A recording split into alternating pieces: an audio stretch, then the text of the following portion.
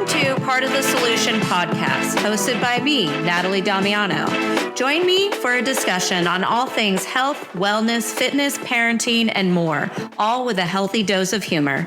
I have with me today a very, very special woman in my life, somebody who we kind of just became friends online. Somehow I found you on Instagram and basically was like, hey, I'm Natalie. Do you want to be friends with me?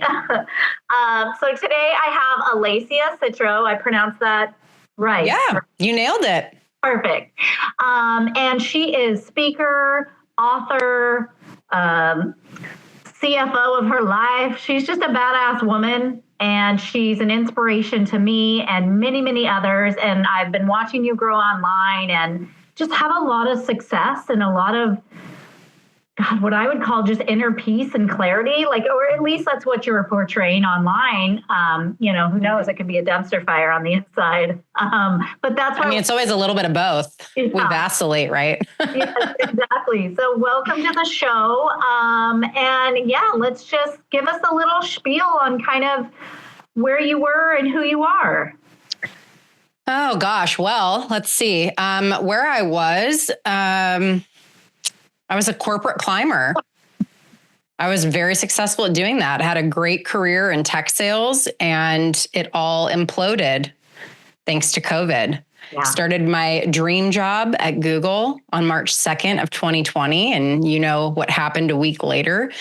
And I'm so thankful for that experience, for having at the time a 15-month-old daughter who didn't have childcare anymore, and having to really confront how out of line my priorities were, because you can't be a really great employee and a really great mom when you're trying to do both of those things at the same time.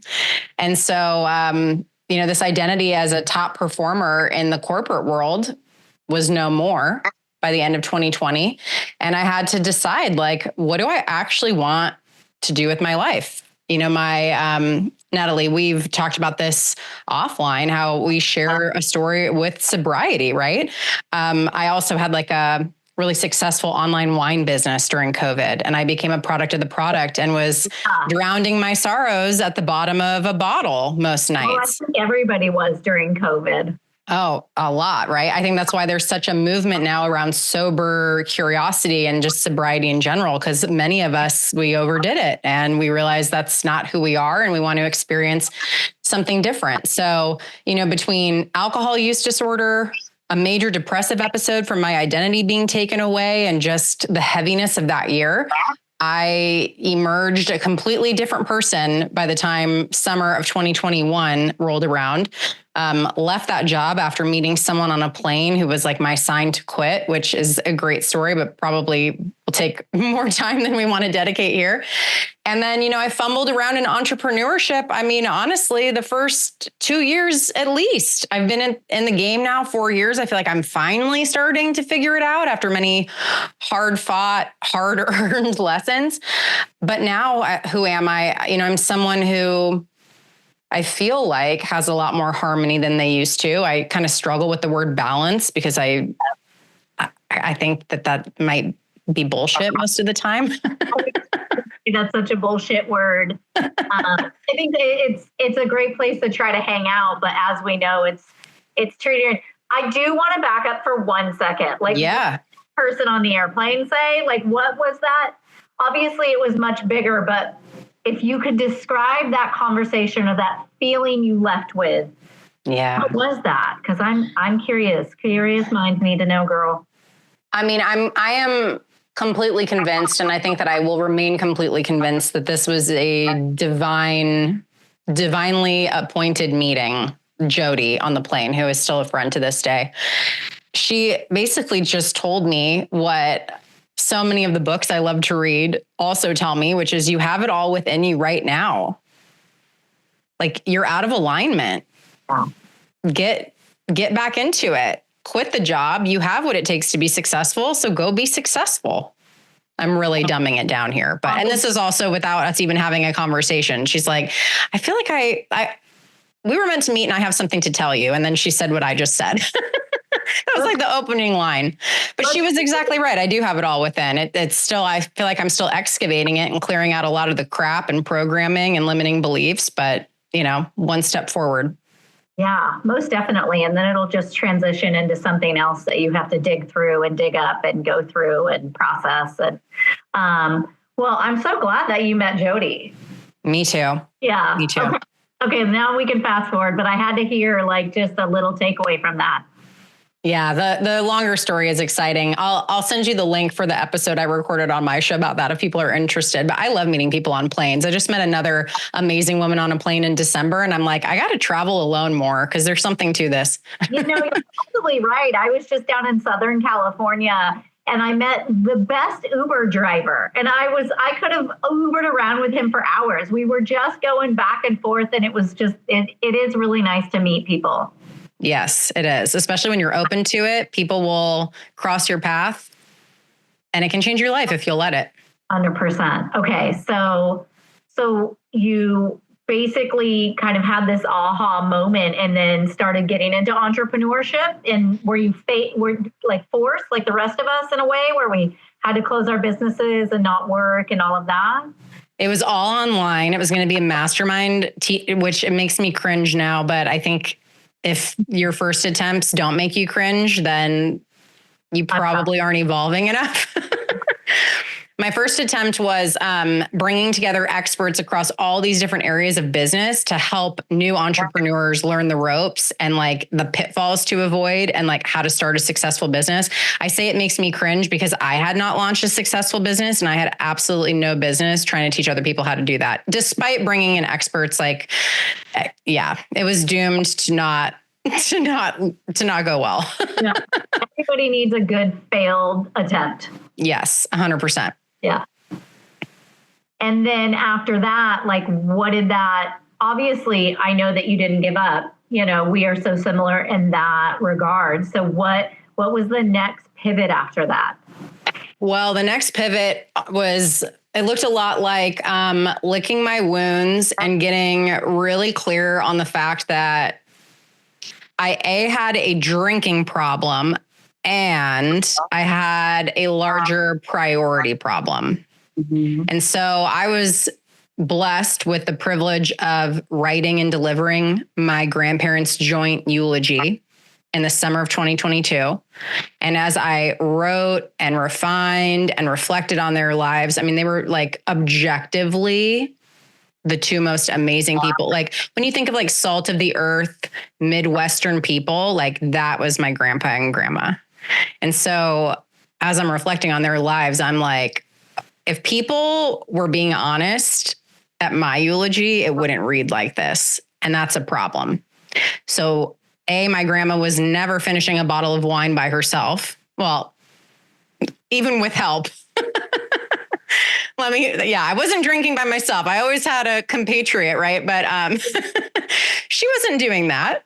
She also wasn't like, she wasn't in like this hustle culture girl boss bullshit that I was in, neglecting my daughter that I had prayed for, neglecting my husband that I had prayed for. And I'm like, what am I actually doing? Yeah. So that was the big pivot. So after that really led me then into the world of habits. I'm like, okay, I don't have a Fortune 100 logo to hide behind anymore. It's all me. However, I am on the inside is going to be reflected on the outside in the form of my business and its success. So what needs to stay? What needs to go? And what do I need to start? And so that is what really launched me on this path. And I became a student of habits. I am a very, intense, kind of extreme person, which is why I can't drink at all. I can't moderate. I don't moderate anything.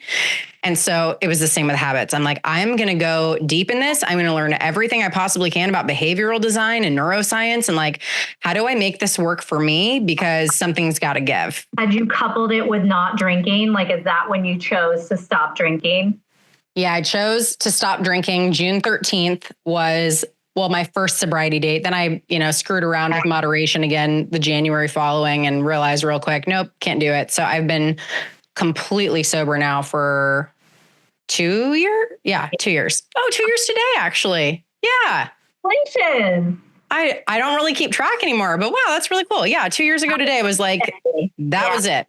I think I kept track for a while, and then now I'm like, I think it's been like you're just not sure anymore. And I think that is a sign of healing, inner peace, like comfortability with yourself, and also not taking your addiction and just going, okay, well, I'm going to just now channel it into being sober and counting the days and being meticulous and obsessing, so it's, you just, instead of shifting the obsession, you turned it into this, not only business, but just the way that you are, who you are, how you teach, how you are as a mom and a wife and a parent, and, all of the things. And so I think I commend you for that, because a lot of people really struggle with that part, that component of like, who am I if I can't identify as this person I've always been?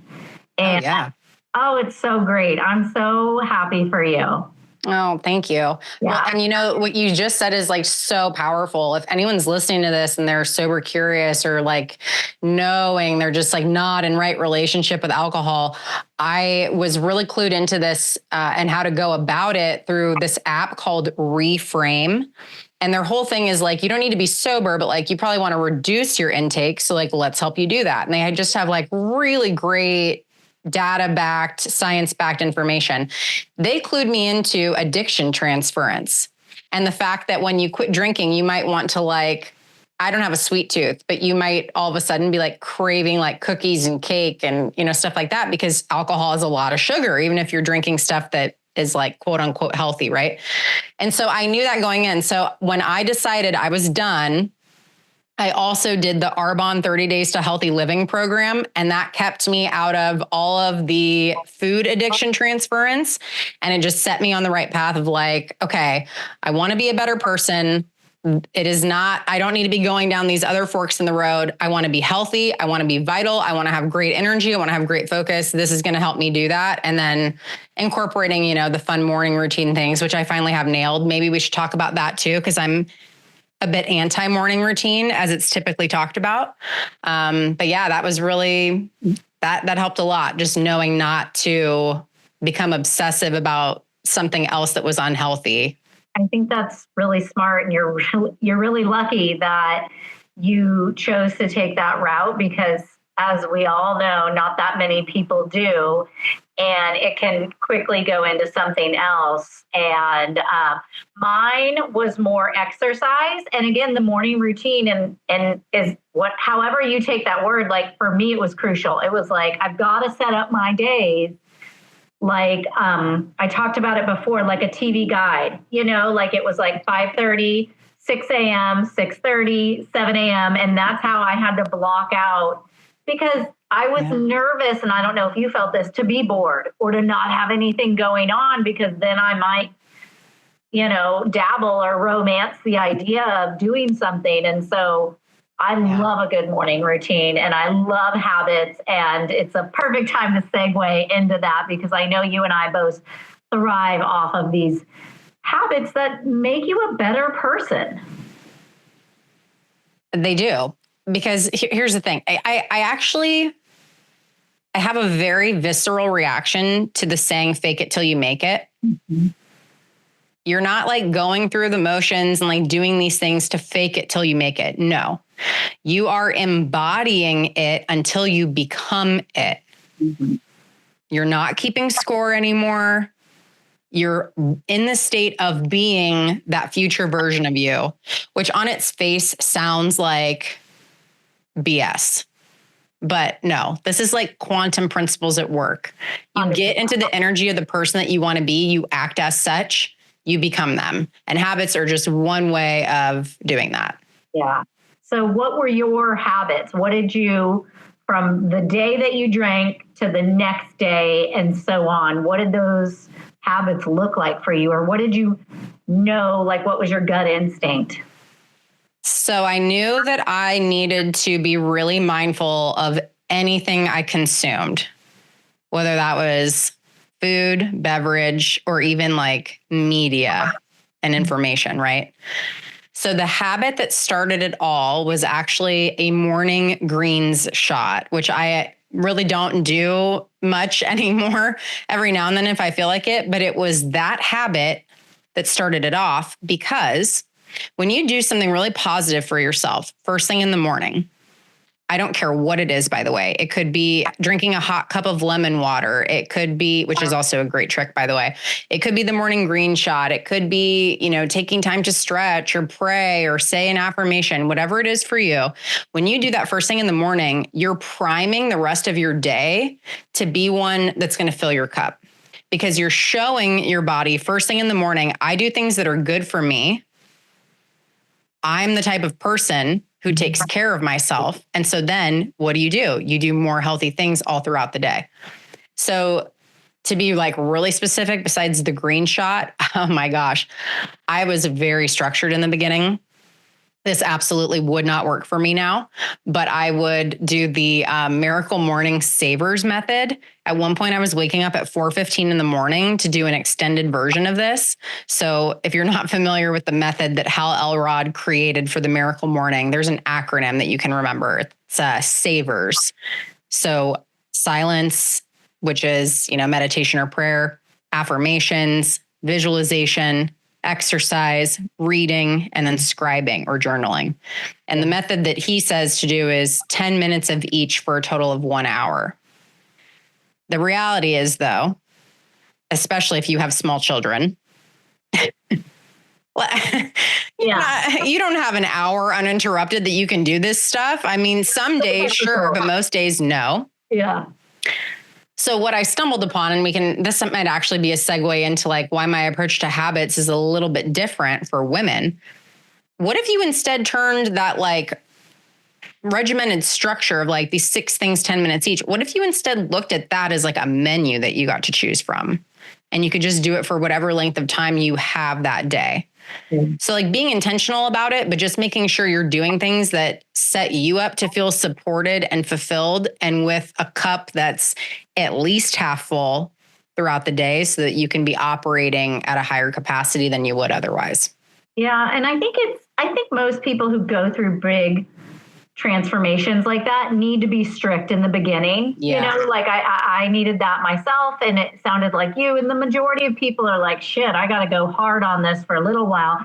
And then it starts to soften, and that's when it feels really good, like really comfortable. Like also scary though, right? Oh, 100% that like that uncomfortable feeling, it's like, but we need it. I think for anybody who goes through that change really, really needs it.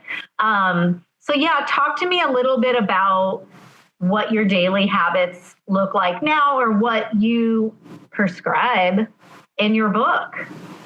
Well, every day for me is a little bit different, but I have things that there's some combination of every day. So like, what am I non-negotiable about?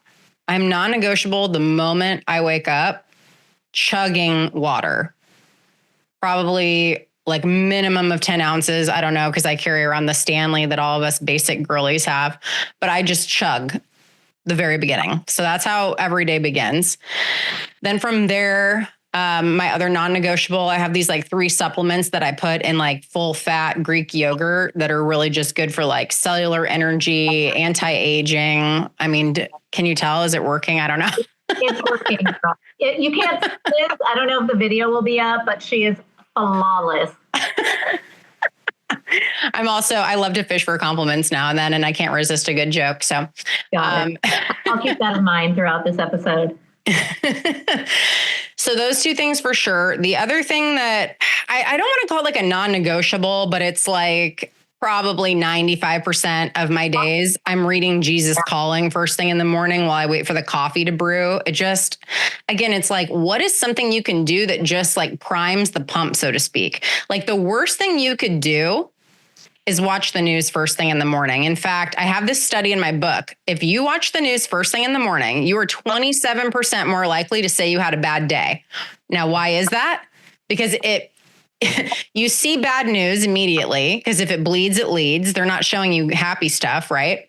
And then what happens? You have an area of your brain called the reticular activating system that is now like, oh, this is the type of information I'm taking in first thing in the morning. This must be important. Let me go look for other negative stuff all throughout the day. Yeah. And then it's just a rinse and repeat, Yes. 100%. I am right there with you with that morning non-negative. I don't even look at my phone or do anything like that. I am just like you. There are certain habits that are non-negotiable, like it's a certain routine. I don't think I hop on social media for at least an hour plus, and I don't even watch the news. The news got turned off back in 2020. Whenever COVID happened, I was like, oh, I'm just going to turn the news off. We're never watching that again. And Smart. I'm anti any of that, that's the point. If I want my day to go well and I want to keep positive vibes going and keep that energy and put that vibration around. Exactly. That's what I'm going to take in. And I feel like that is just such a high level conversation and a high level way of thinking about things. Like, I don't want anything else. Why would I? You know what? It's so important to protect your energy for the reason you just said. It's like, the more I have a spiritual book club, Soul Sisters book club, where all we read are books that have some type of spiritual undertone or overtone even. So a lot of books around like oneness, the quantum, all this, like we're all splinters of the same whole. So if I am putting crap into my body, feeling sad because I'm watching the news and I'm watching violent television, like my consciousness, my vibration is lower, and that in turn pulls your vibration down and everyone else around me. If you want to really like be an activist to heal the earth, the best thing you can do is work on the inside. And sometimes that means really taking an audit of what's on the outside and not letting that in anymore. You got to get rid of people. You got to put up boundaries. You have to protect your energy. It's really just a cheat code. Like morning habits are really just a cheat code on how to have a fucking great day. Exactly. And your life is composed of days. So nail your day. Totally. Yeah. So let's like segue into your book. Because I think that's so exciting. I'm so happy for you. I have a signed copy. Thank you very much. And I just kind of want to talk into that because obviously like that's your heart, I feel like you poured your heart into all of those pages. So let's talk a little bit more about that. So I've always been a voracious reader. I mean, I just mentioned the fact that I have a book club where we read stuff about like quantum physics. Like I'm a nerd. I fully embrace it. I also have always loved writing. And so being an author is something I had wanted to do from like a very young age, but it wasn't time yet. Yeah. And you never feel ready, but I feel like when your book drops in. And so I started writing this thing September of 2023. And less than 9 months later, it was available to purchase.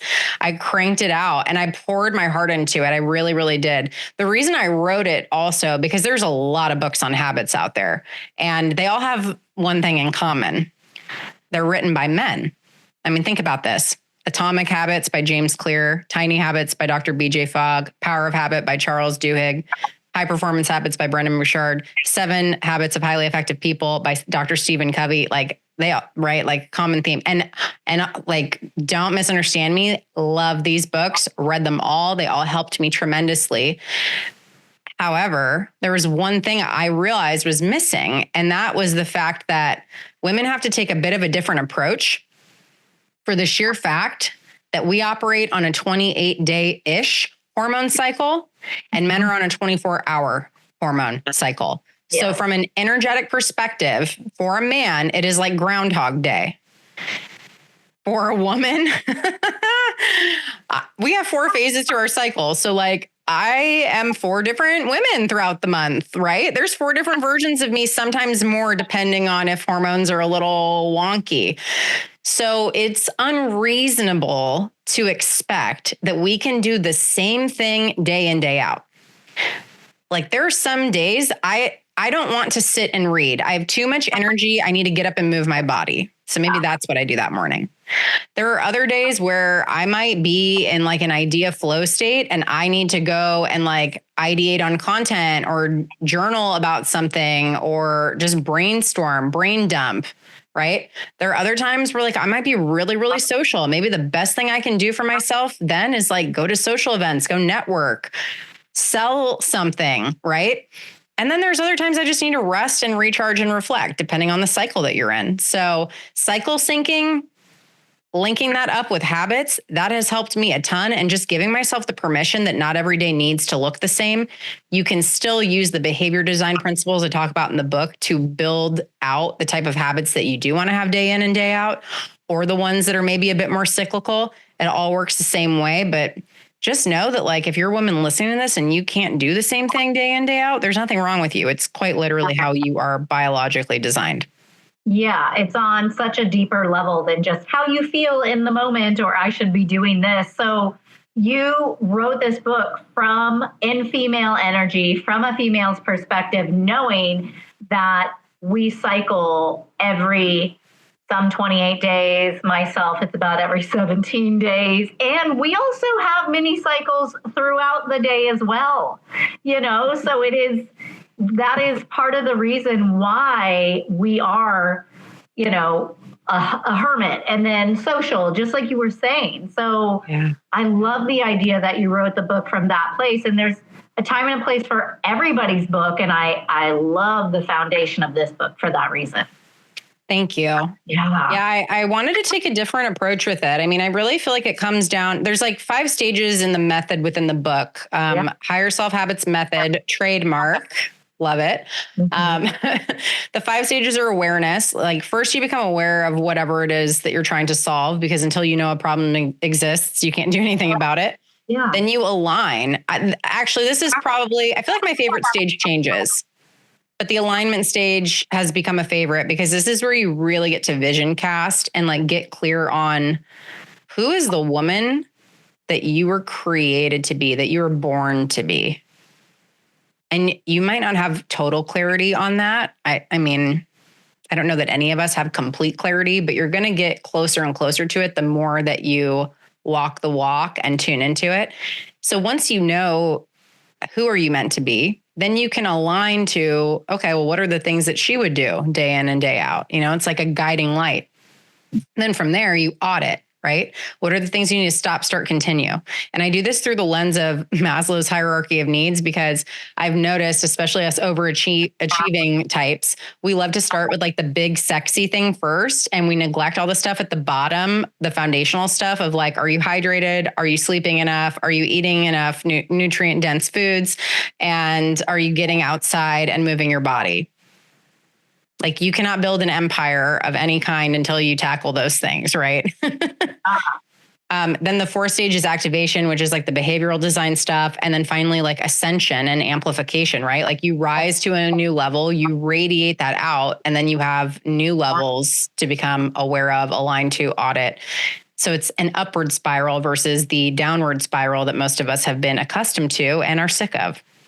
And do you think that this is, and correct me if I'm wrong, geared more towards like those morning habits that we spoke of? Or is this like a book or a guide on this is who you want to be and these are my ways of how I got there and I'm trying to share this? Is that? Yeah, the latter for sure. I don't actually talk a whole lot about morning routines in the book. That might be a good like supplemental book to write. Actually, I've been kind of toying with that.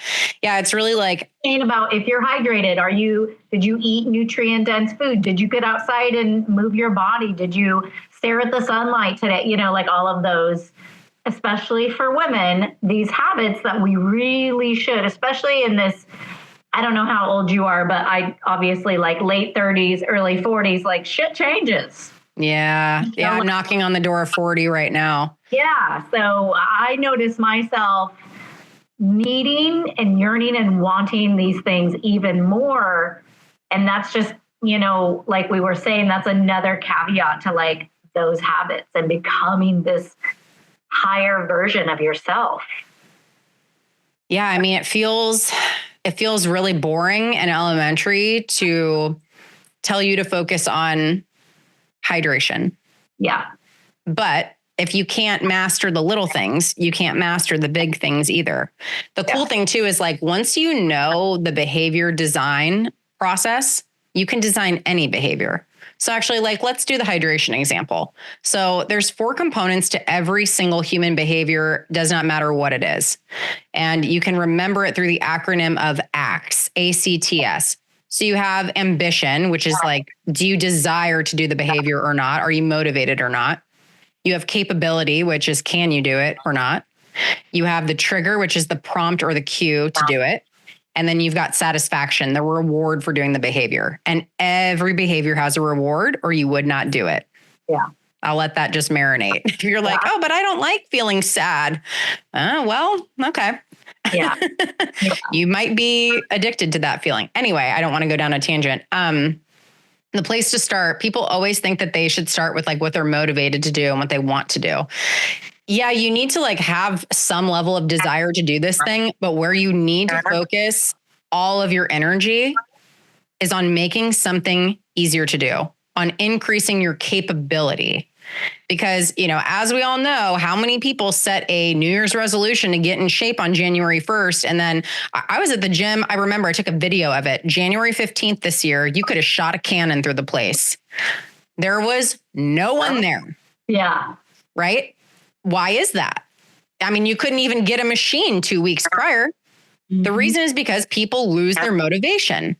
So you got to compensate for that. You make it easier to do. So let's go back to the water bottle example. If you're having a hard time drinking water or doing anything, another acronym that I tell people to use is WTF. Ask yourself, WTF. And it's not the one you think. It's where's the friction? What is making it hard to do? Yeah. Why am I feeling resistant to doing this? Yes. And, or even just like what's adding a layer of like difficulty. So I have my big 40-ounce Stanley with the handle that all the basic girlies have, right? It's like, I mean, it's a stereotype at this point, but I'm well hydrated, so I don't care. What makes it easy to drink water because of this? Well, for one, it holds 40 ounces. A point of friction might be that you have an 8-ounce glass that you don't feel like getting up and refilling. You getting up, here's the other thing. It takes almost no friction for you to not do something.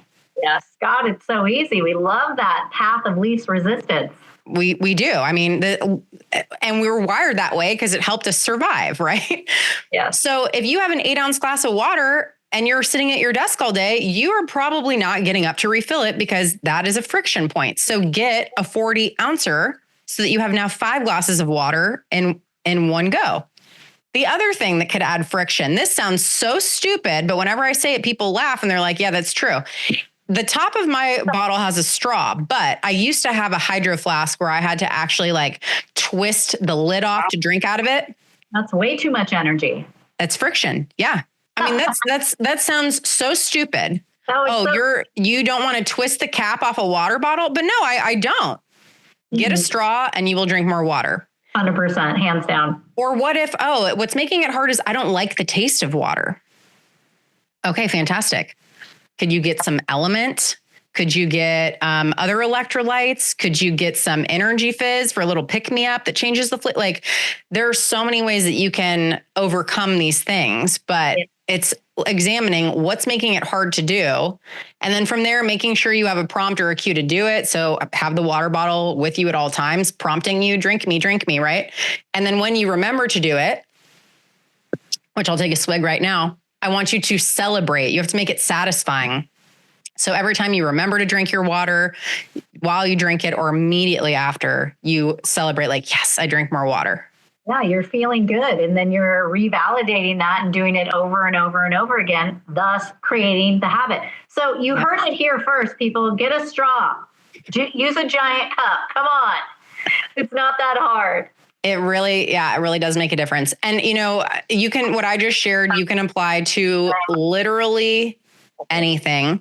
Just remember, make it easier to do. Ask yourself, WTF, where's the friction? Make sure you're prompting yourself to do the thing and then celebrate the hell out of it, because that is what creates that activates that reward circuit in your brain. You know, we always hear about people are dopamine addicted. Yeah. Use it to your advantage. Exactly. Yeah. Because we are really the only ones standing in our own way. We are. It's most of the time, it's not anybody else. It is us. And the not wanting to feel uncomfortable, like not wanting to change, feeling, like I said, the path of least resistance. Yeah. I think oftentimes, and this is absolutely true for me too, sometimes I have more of a block around feeling really good than feeling bad, right? Like, so you gotta, what's the saying? The longest path you'll walk is the one to the inside. Yes. Well, it's hard to do inner work. People really resist it. And I think for me personally, when I decided to quit drinking and went through that whole process, I had to, because I had a sponsor and I worked the steps and I did that traditional AA. So, which I'm beyond grateful for, because it forced me to really look at my own stuff and heal the core root of the issue, right? Like that core daddy issue, that core abandonment issue, you know, that anger, whatever it may be. And so I'm at a point now where I'm grateful for that. You know, it is such a wonderful experience that I wish more people, I mean, nobody's going to go running towards digging up their history and dealing with it. But, you know, it's you and I have shared that experience where it really is this wonderful thing to be celebrated. And it sounds like part of your book is us celebrating that. Like, here's another little tool to help you fucking survive life, you know, and survive the feelings and the emotions and all the changes we all go through. Yeah. You know, it's funny. The book is on habits, but like, it's really probably more of a traditional personal development type of book, because the first like 2/3 is like pep talking you and reminding you, and I needed these reminders too. Okay. Like, who am I kidding? Of like why we have all of these limiting beliefs and like what to do about them. And like from an evolutionary standpoint, like, why are we like this? And like, it's not just you. Okay. This is like part of the human experience. And we just need to make peace with that. Yeah. Again, it's why not deal with it? Because on the other side of healing is this euphoric abundance of life. And that is a really comfortable place to be sitting. You know, that's the goal. That's the destination at the end of the day. And just to kind of back up what you said earlier about what somebody would say, like at your funeral, I use the analogy of how would somebody introduce you into a room full of people who didn't know you? I love that. If they're being honest. Yeah. And what would they say about you? You know, and it's such a great way to help push you to be better and to work on all these things. I loved your book. I thought it was a great little like side piece to like personal development. I was going to say, it's not necessarily like every morning you should get up and do these 5 things and then you'll have a great day. It was more like, who do you want to be? And here's the steps that I use to help get me to that level. And here's some science behind it. You know, here's some like real life shit behind it. Oh yeah. Yeah. Thank you for saying that. That was so important to me, is like, you could come into to reading that book as a skeptic, but like, I'm going to show you, like, I have the receipts. This is why this shit works. I'm not just making it up. Well, and I think that's, and for me too, I was sponsoring a girl once and I said, listen, what I'm about to tell you doesn't come from ego. It comes from me doing the hard work and then seeing like, oh yeah, it does work. And so I see that in you for sure. It's not because you think you're the shit and you're better than everybody else. It's because you've been down in the trenches and you didn't give up and you did the hard work and dug yourself out. And it's obvious to me, but again, from this love, amazing place, not because you need to boost yourself up and feel the best and like you escalated and you're doing all these things and nobody else can. It's Oh, definitely not. I mean, I'm very upfront about this in the book. Like in the opening chapter, I'm like, here's all the reasons I shouldn't write this book, but I'm doing it anyway. Like the shortcomings short list, I call it. And I mean, I wrote a book that I needed and still need. Yeah. Like I think is one of the biggest myths in personal development and entrepreneurship is like the marketing around there being a finish line. And then like you get to whatever you think the finish line is. And it's like, oh, the top of the mountain's like up there now. Like it just keeps, the goalposts will keep moving. So I think the best thing that you can do is like buckle up because you know that this doesn't end until you take your last breath. And instead of like looking forward at how far you have yet to go, like turn around and look back of like, wow, okay, I've come a long way. Like I'm not doing so bad after all. Celebrate the milestones, celebrate, even today being what it is for you. And you have 2 years of not drinking today, or you did these things today. I think it's always something to be celebrated, even if it's just you doing it for yourself, Yeah. And I think that we don't want to put the attention on us, you're like, ooh, you just don't want that, but it is something that needs to be celebrated. And what I love too, just to segue back to the book for a minute is, for me, like I noticed how much you were involving people and engaging your audience on social media, which I really enjoyed because it made, for instance, like when you were doing different covers or different names and all of that, I love that because I felt, well, it was strategic marketing and sales psychology because you just feel more involved in this person's life and what they're going through. And I want to be part of the collective. I think we naturally just want to feel part of. And I think having your audience involved and writing the book really made people feel that way towards you. Oh, thank you. I mean, it was strategic, but I also really wanted to know, like, and you remember, oh my God, some of the early covers were so bad. They were so bad. I'm happy with where it ended up, but it was rough. I love it now. Me too. I love it. Yeah. Okay. So what's going on now? What's next for you? What's coming down the pipeline?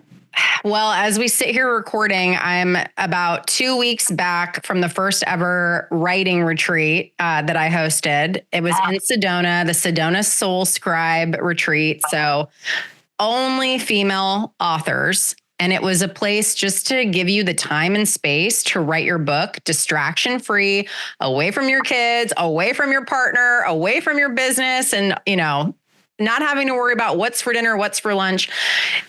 Natalie, it was, I was going to say, it's like the coolest thing I've ever done. I think the book is really up there, but as far as experiences go, I had hosted a retreat before for the network marketing team that I led like years ago. So I know how to like throw a good event, but this was like chef's kiss.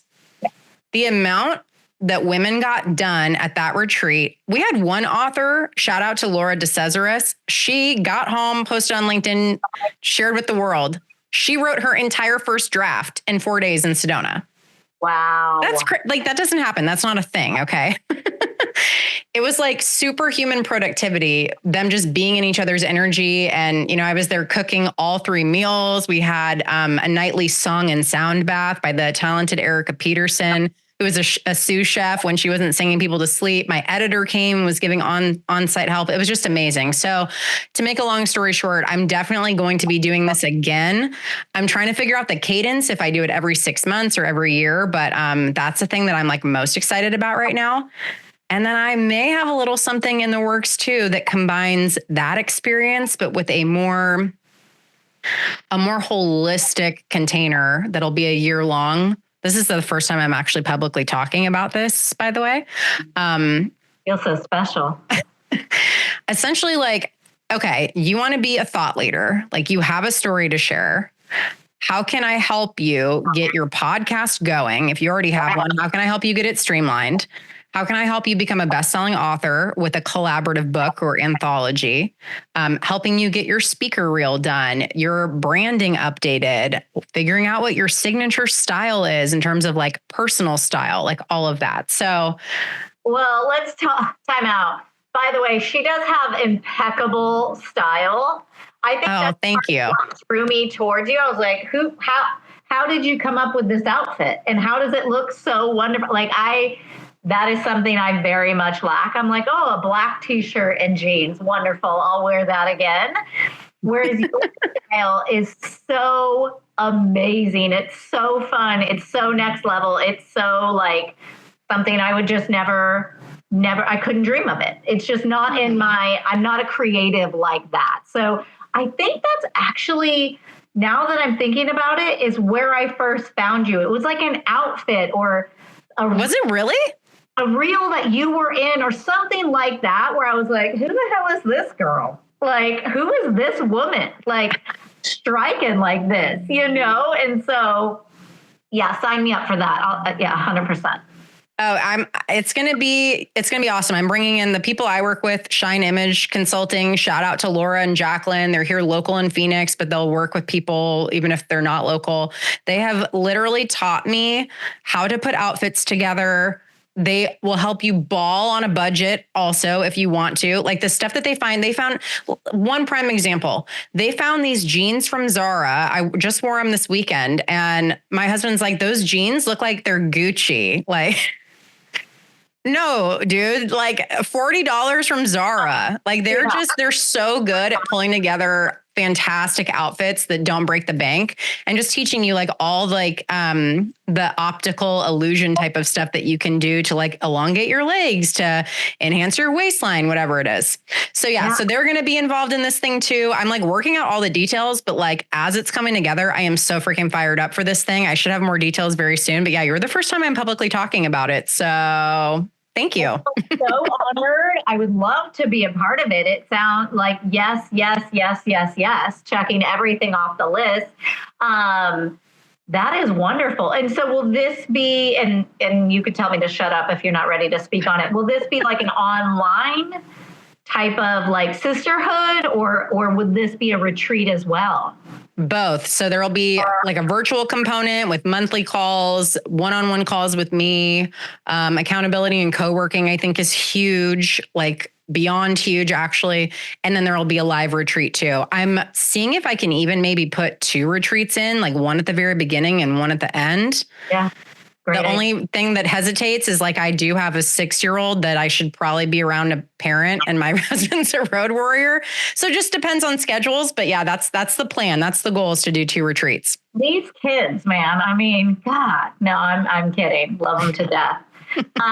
And would both of these be in Arizona, or are you thinking about hosting? To be determined, but I'm heavily leaning towards Arizona. Yeah. I live by Napa, and that's like an amazing spot to do a retreat. So I'm just going to throw that. I do love that part of the world too. Yeah. I'm open. Location TBD, but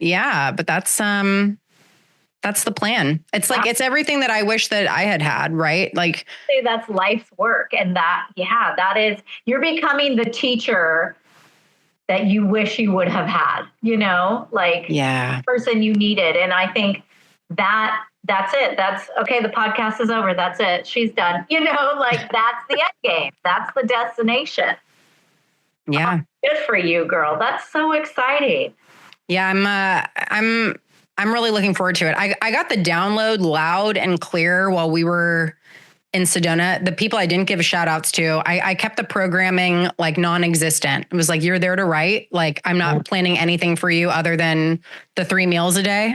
Yeah. And the song and sound bath at night. And in the morning we had NLP or breath work. That was it. The rest of the day was just for writing and doing whatever else they wanted, hiking or, hot tubbing, whatever. Yeah. And during breath work with Alessandra Solavare, she did a session for us, which was amazing.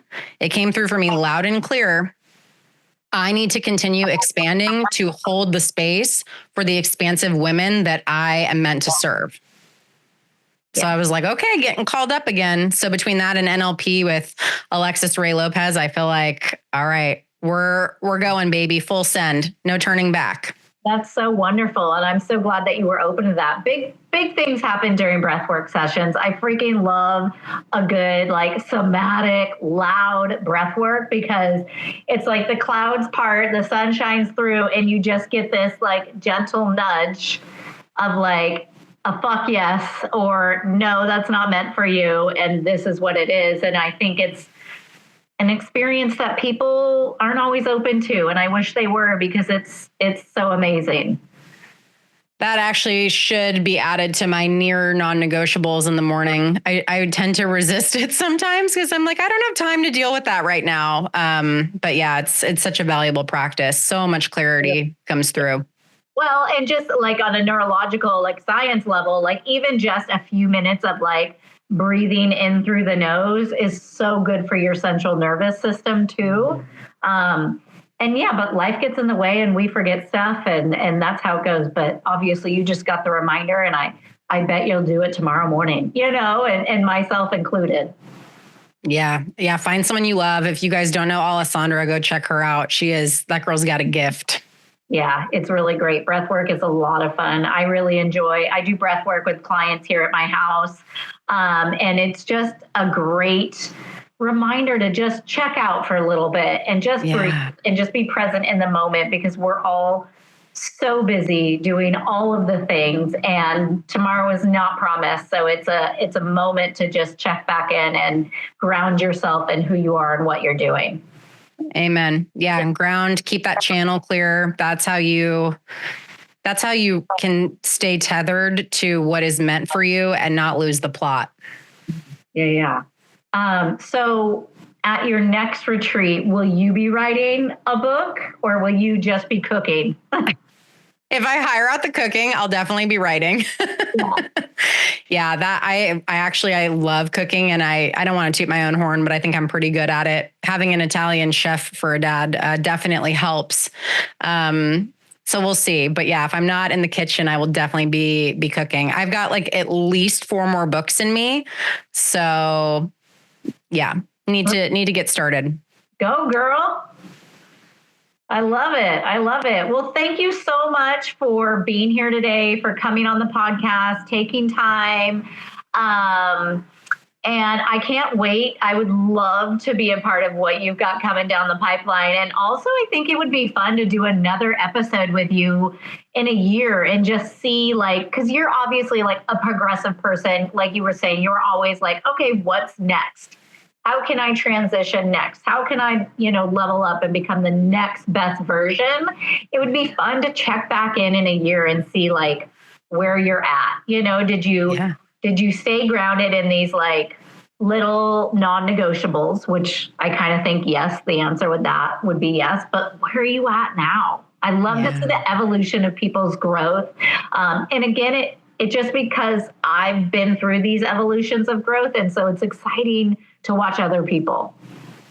It is. And like, that's what life's about, like kind of circling back to the opening of this. Like if you don't look back at yourself from the you from a few years ago and cringe a little bit, like you're not changing, do something about that, So yeah, cheers to pivoting. Yeah. And we're probably people who are hyper aware of that. Yeah. Are you a generator or manifesting generator? Generator. Yeah, for sure. Oh yeah. So great. Well, you should listen to my episode that just dropped this morning, because it's all human design, and I'm a generator as well. And so it's a fun, there were things I was listening to that was like, oh yeah, I forgot about that. It was this great little recap. It's such a great tool. Yeah. I'm a big fan of that and the Enneagram too. Give me all the tools pretty much. Yeah. All the grams, all the gates, all the keys, all the things, for sure. Yes. Yeah. We are, I think people who are sober or don't drink, we want all of the things. It's just, it comes with the territory. Yeah. Part of the personality and wiring, I think. But you know what? Embrace it. Absolutely. Why not? Why fight it? So again, thank you for being on today. Such a great conversation. I'm going to link some things in the show notes. If people want to get a hold of you, if they're curious about this, where can they find you? Should they just hop on Instagram, or what's the best place? I would say, definitely connect with me on Instagram. It's at Alessia Citro, ALESSIA CITRO, 2 underscores. Send me a DM. I'd love to connect with you there. I can be a little slow though. So just just know that going in. And then my website will have the latest and greatest updates. And that's just AlessiaCitro.com. Yeah. Well, you have nothing going on. So why you're slow? You have zero pulling at you. So I'm kidding. Oh, I should mention really quick too. Actually, I want all of you to do this. Go to AlessiaCitro.com/gift. There's 2 things there that you'll like if you enjoyed this episode. One is a free guided visualization to meet your higher self. The other is a free guide on how to increase your capability to make every habit easier. So definitely go grab that. There is gold in that guide. And buy the book. Go on and buy the book. The book is phenomenal. The book is great. It's a huge tool. And especially, again, like coming from that female perspective, like it's a game changer. Thank you. I appreciate that. You are very welcome.